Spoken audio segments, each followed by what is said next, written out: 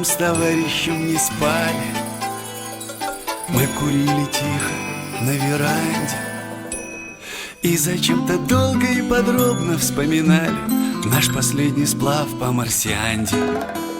Теплые ночевки у порогов, небо, планетарное движение и мою царицу, заскучавшую немного по столице и по возвращениям.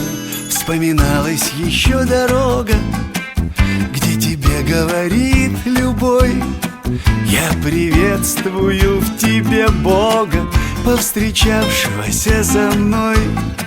Я приветствую в тебе Бога, повстречавшегося со мной. Шапки анапурны, словно сахар, высились над молоком тумана. Было ясно, что царицу и тибетский знахарь не излечит от самообмана.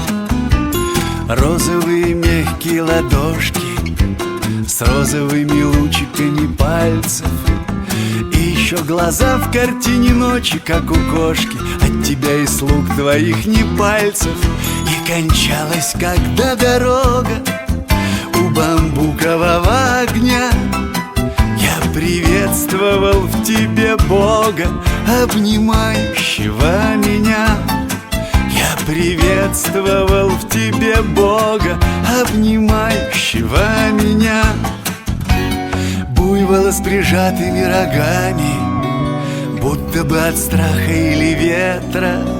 На прощанье тонкими ты трогала руками, и печали не было заметно. Ты обыкновенная царица, мне пора, как прежде, возвращаться. Ну а что в душе у нас у каждого творится, и проводникам не догадаться. Перед нами опять дорога от порога большого дня. И я приветствую в тебе Бога, отпускающего меня. Я приветствую в тебе Бога, отпускающего меня. Мы вдвоем с товарищем не спали, мы курили тихо на веранде и зачем-то долго и подробно вспоминали наш последний сплав по Марсианде. И воды утекло немного, у царицы теперь другой. А я приветствую в тебе Бога, выпивающего со мной. Я приветствую в тебе Бога, выпивающего со мной.